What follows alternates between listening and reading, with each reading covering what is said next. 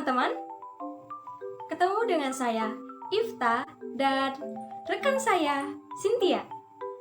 Teman-teman, saya mau bertanya dulu nih. Teman-teman ada yang sudah tahu belum? Apa itu membaca nyaring? Bagaimana caranya untuk membaca nyaring? Dan apa itu intonasi? Lalu apa sih tujuan dan faktor-faktor yang mempengaruhi membaca nyaring? Belum? Kalau begitu, yuk kita bahas bersama-sama. Halo teman-teman semua, saya Cynthia. Di sini saya akan menjelaskan pengertian dari membaca nyaring. Menurut Dalman tahun 2010, membaca nyaring adalah kegiatan membaca yang mengeluarkan suara atau kegiatan melafalkan lambang-lambang bunyi bahasa dengan mengeluarkan suara yang cukup keras. Teman-teman semua sudah tahu belum tujuan dari membaca nyaring? Membaca nyaring bertujuan agar seseorang mampu mempergunakan ucapan yang tepat, membaca dengan jelas dan tidak terbata-bata, membaca dengan tidak terus-menerus melihat pada bahan bacaan, membaca dengan menggunakan intonasi dan lagu yang tepat dan jelas. Oh ya teman-teman, ada hal-hal yang harus diperhatikan dalam membaca nyaring. Yang pertama, yaitu intonasi. Yang kedua, lafal. Yang ketiga, ekspresi.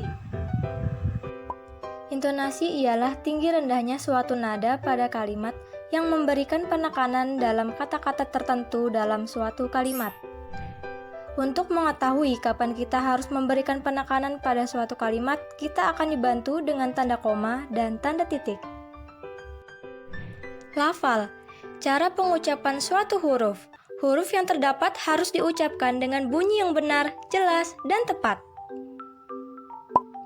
Ekspresi.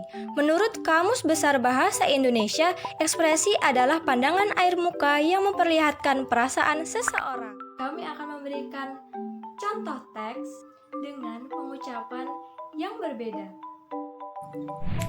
Contoh teks membaca nyaring yang berjudul Cinderella dan Sepatu Kaca. Dahulu kala, tinggallah seorang gadis cantik bersama dua orang kakak dan ibu tirinya.